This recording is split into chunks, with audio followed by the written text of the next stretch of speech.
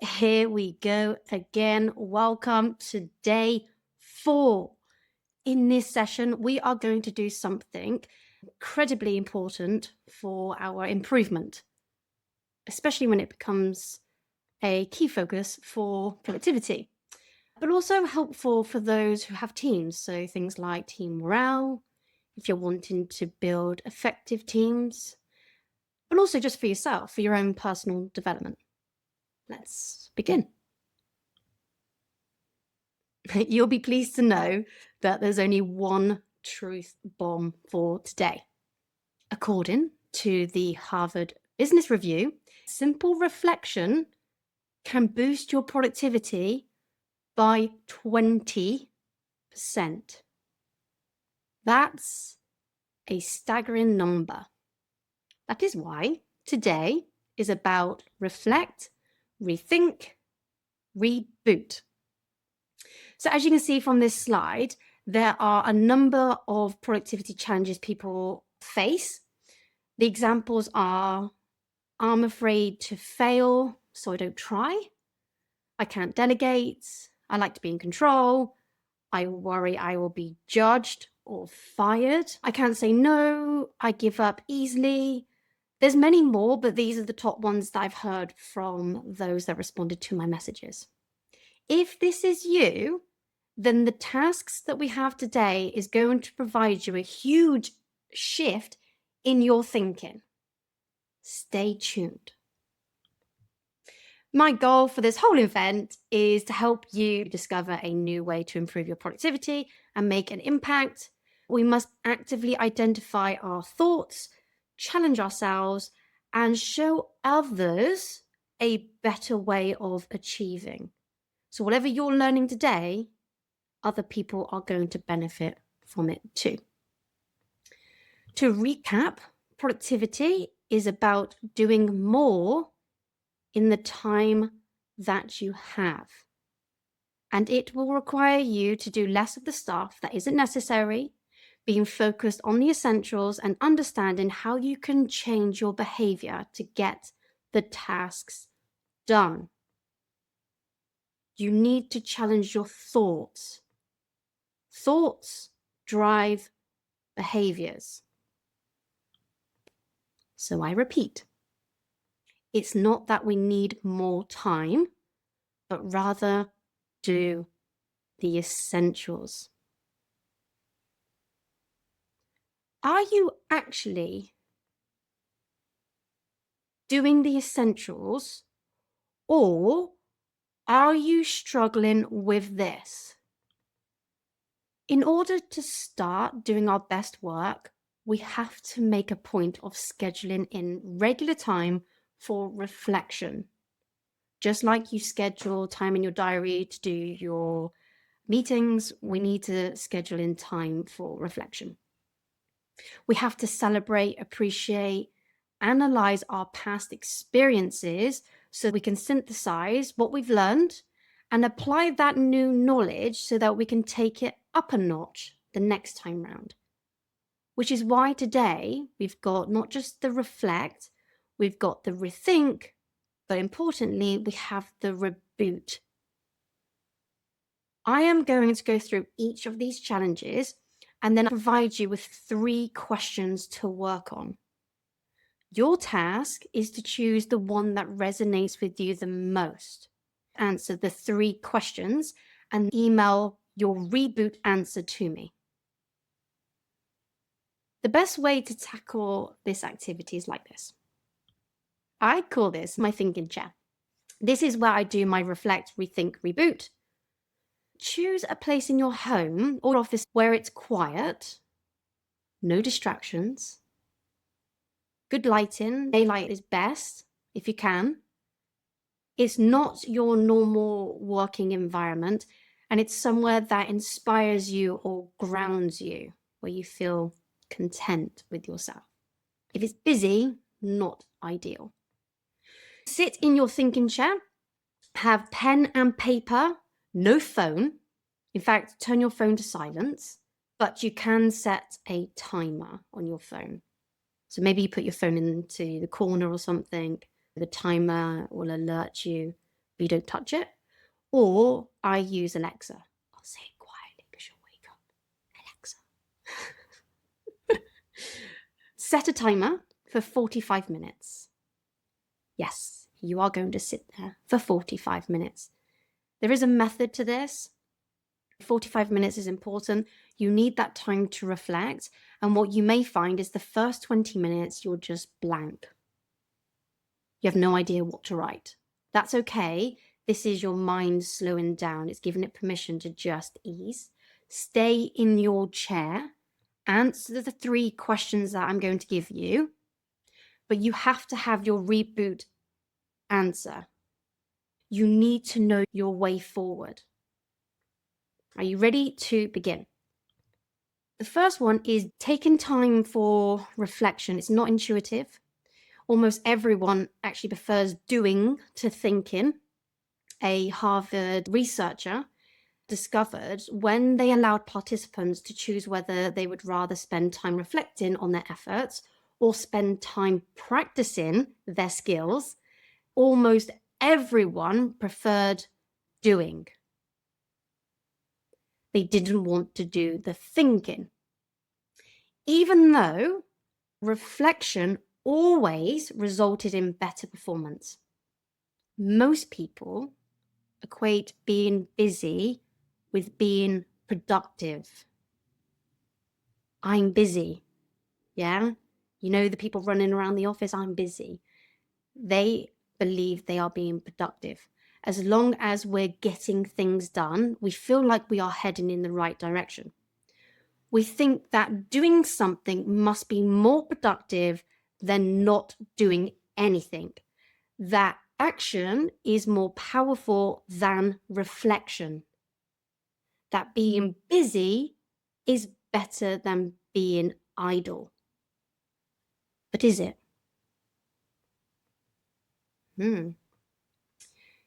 Is experience, the act of doing, the key to learning? Or is it that we learn through reflecting on that experience? Well, it turns out that once you've accumulated enough experience, reflecting on that experience, you're able to articulate it and you are able to then improve your performance in the future. There's 2 reasons for this. The first one is on an emotional level.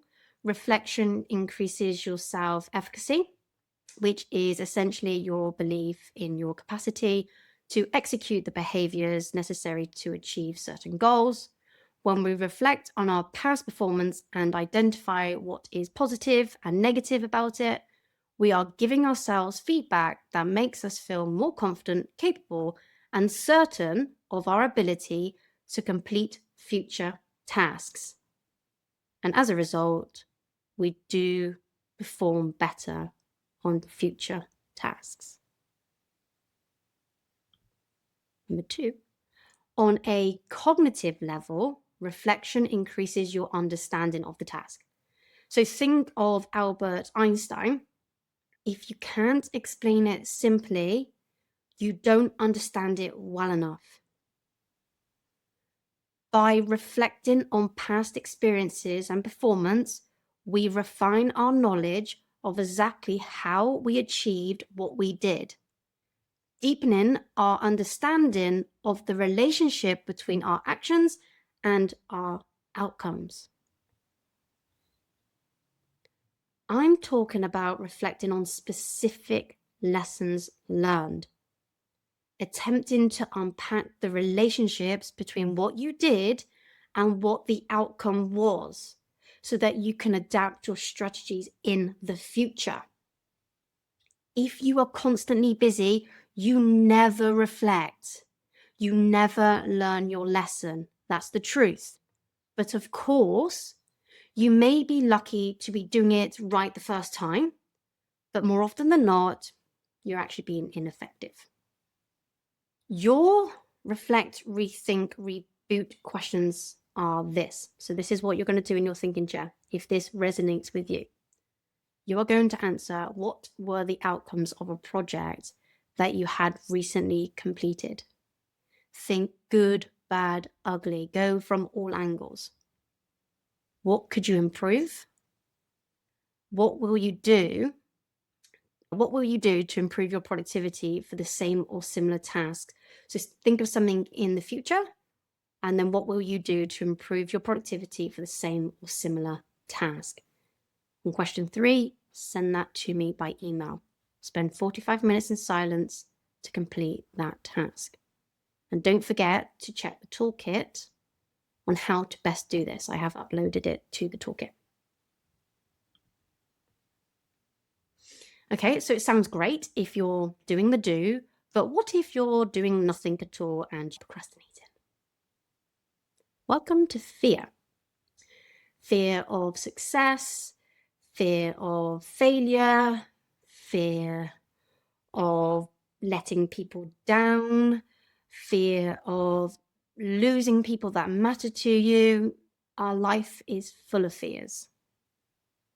In fact, fear is as much of a human characteristic as any other.